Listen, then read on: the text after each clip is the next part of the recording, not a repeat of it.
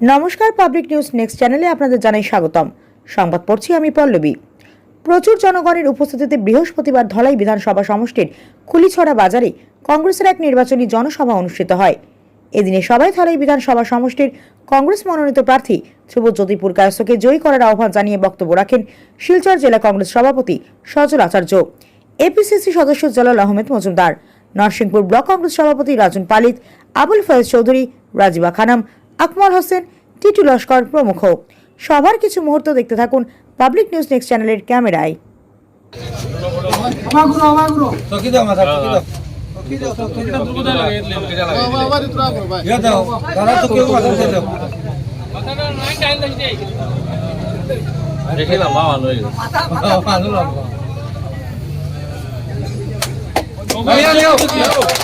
ভারতবর্ষে আমরা নির্যাতিত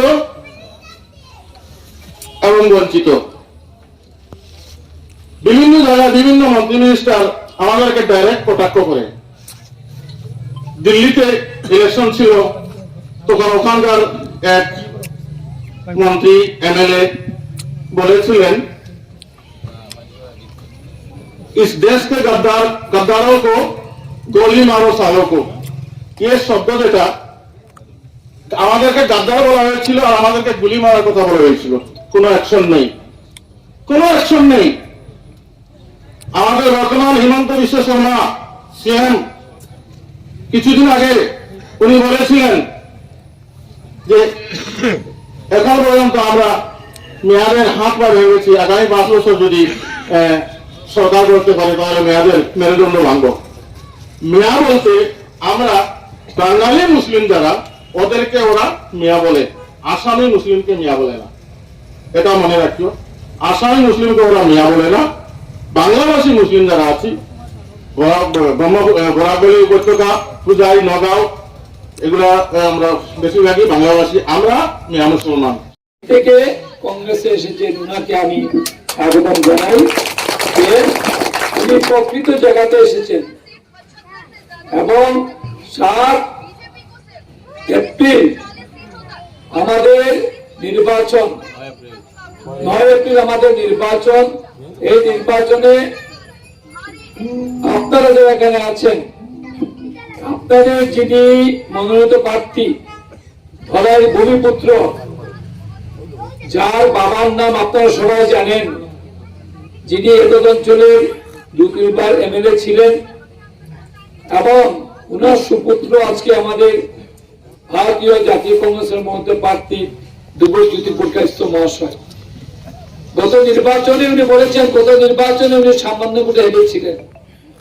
তখন প্রশাসনিক ক্ষমতা দিয়ে বিভিন্নভাবে বিভিন্ন ব্যবসায়ী যারা ভাইরা আছেন তাদেরকে বিজেপি ভয় দেখিয়ে বিভিন্ন কৌশল নিয়ে ধ্রুবজ্যোতি পুরকায়স্থর দিকে 8,000 ভোট কম করেছে এবং সেটা পরও উনি হারার পর যেদিন উনি হেরেছিলেন, যার জুন থেকে ঘর থেকে বেরিয়ে পরের দিন উনি আবার সেই দলাইতে আপনাদের সামনে এসে গেছেন। উনি আপনাদের দুঃখে সুখে আপনাদের সামনে উনি সব সময় যোগাযোগ করে রেখেছেন এবং আজকে এখানে আমাদের নির্বাচনী বক্তব্য কংগ্রেসের পক্ষে হচ্ছে যে গত 9 এপ্রিল যে নির্বাচন হবে, সেই 9 এপ্রিল আপনার 7টা থেকে 4টা 15 বা 5টা পর্যন্ত আপনাদের সময় থাকবে। এই যে 6-7 ঘন্টা যেটা সময়, সেই সময় মনে রাখবেন আপনারা আগামী 5 বছরের সময়। এই আগামী 5 বছর দিশপুর কোটি থেকে বসবে সেটা আপনাদের সিদ্ধান্ত নিতে হবে। আপনারা গণদেবতা, আপনাদের সিদ্ধান্তই দিশপুর চলবে। আজকে এখান থেকে যদি আমাদের ধ্রুবজ্যোতি পুরকায়স্থকে আমরা জয় করে দিশপুরে পাঠাই, তাহলে আমাদের যিনি নেতা গৌরব গগৈর হাত অনেক শক্ত হবে এবং প্রত্যেকটা মানুষটা যে এক ফুটে দিলে মহাসাগর হয়ে যায়।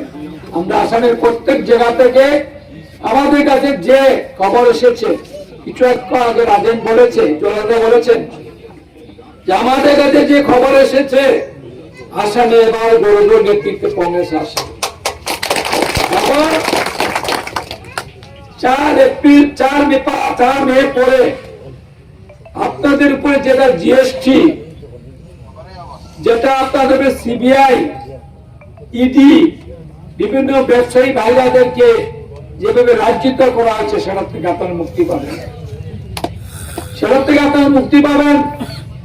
যদি আজকে আপনাদের আমার ভাই বা আমাদের কাছে সেটা হচ্ছে 6 মাসের জন্য, তার মানে প্রত্যেক মাসে 1200 টাকা, সেটা মনে রাখবেন আপনারা। কারণ আজকে গত 5 বছর সরকার আসামে বিজেপি সরকার মধ্যে নেয়ার বাবু সেখান থেকে নির্বাচিত হয়েছেন। নেয়ার বাবুর আয়ু কতদিন ছিল? 1.5 বছর। আপনারা মুখ্যমন্ত্রী এনেছেন কিসের জন্য এনেছেন? যে আজকে অমিয় দাসকে যেভাবে আজকে আমাদের পরিমূল্য শুক্রপতি চালাতে পারবে, নিয়ে থাকছে সেই মতো চালাতে পারেন নাই। তারপরে দেখুন আজকে বিজেপি যে কাজগুলা করছে, সেই কাজগুলা সিন্ডিকেটকে গুয়াহাটির থেকে বড় বড় কন্ট্রাক্টর দিয়ে কাজ হচ্ছে। এখানে যে রাস্তার কাজ চলছে দেখে আসলাম, জানি না কবে শেষ হবে, বলতে পারছি না। আমরা সরকার আসতে ধ্রুববাবুকে বলবো যে চিফ মিনিস্টার উপরে চাপ দিতে অতি সত্বর দলের রাস্তাঘাট মেরামতি করার জন্য, সঠিকভাবে যাতে মানুষ চলাফেরা করতে পারে। বন্ধুগণ, কংগ্রেস দল সর্বধর্ম বিশ্বাসী। আপনারা একটা কথা মনে রাখবেন, আমাদের বরাক উপত্যকায় আমাদের দাঙ্গা হয় হিন্দু মুসলিমের মধ্যে। আজকে যখন ঈদ হয়, অনেক ভাইরা হিন্দু ভাইদেরকে নিমন্ত্রণ করে, আমাকেও নিমন্ত্রণ করে, ধ্রুব করে, রাজেন্দ্র করে, যারাদের ভাইকে নিমন্ত্রণ করে, আপনাদের ভাইকে নিমন্ত্রণ করে, আমরা সবাইকে ঈদের কি করে এটাকে পিঠা দাওয়া খাই। এমনও মানুষ আছে যারা দুর্গা পূজা করি আমরা এখানে গণেশ সমষ্টিতে, এমন মুসলিম ভাইরা আছে তারা 10,000 টাকা চাঁদা দেয় এবং গিয়ে মন্দিরে গিয়ে পূজা থেকে প্রসাদ খায়। আমাদের মিলনটা এত সুন্দর। ধর্মের জায়গা কর্মই হচ্ছে আমাদের ধর্ম। কাজ যে করবে সেই উপরওয়ালা ভগবানের সেই আশীর্বাদ পাবে। আমাদের সবচেয়ে বড় সত্য হচ্ছে আমাদের মা বাবা। আমাদের মা বাবা যখন আমাদেরকে আশীর্বাদ দেবেন, তারপরে আর কেউ লাগবে না। বিজেপি দল আজকে বলছে যে কংগ্রেস কিছু করে নাই। বিজেপি কি করেছে আপনারা বলুন? সবকা সাথ সবকা বিকাশ কি হয়েছে দলে? আপনারা বলুন, আমি বলার কিছু নেই। আজকে মিড ডে মিল করেছে কংগ্রেস সরকার, ফুড সিকিউরিটি করেছে কংগ্রেস সরকার, মেডিকেল করেছে কংগ্রেস সরকার, আজকে আরএসি করেছে কংগ্রেস সরকার, ইউনিভার্সিটি করেছে কংগ্রেস সরকার। আমরা ভারতবাজির দল নয়। কংগ্রেস প্রত্যেক জনসাধারণকে সম্মান দেয়। পঞ্চায়েত রাজ কে এনেছে? পঞ্চায়েত রাজটা কে এনেছে? আমাদের প্রাক্তন রাজীব গান্ধীজি, যিনি আজকে আমাদের মধ্যে নেই। আজকে মহিলাদের হাতে ক্ষমতা দেওয়া হয়েছে, আজকে যুবক ভাইদের কাছে আজকে ক্ষমতা দেওয়া হয়েছে। একটা কথা মনে রাখবেন, এবার আসামে যেটা মনোনয়ন দেওয়া হয়েছে 70% যুবক ভাইদেরকে দেওয়া হয়েছে, যারা কর্মবীর, যারা। আমরা আপ্রাণ চেষ্টা করব যুবক মা বোন সবাই নিয়ে একজুটে আমরা সামনে দিক দিয়ে বুঝানি। এরা 30 জন ক্যান্ডিডেটের মধ্যে 15 জন মুসলমান ক্যান্ডিডেট অবগত দেওয়ার অর্থটা কিটা? এর মানে বেখাইয়া মুসলমান ভোটটা আকর্ষণ করা, তার মেয়াদ ভোট লাগে না, আবার বেখাইয়া ভোটটা আনবো। এরা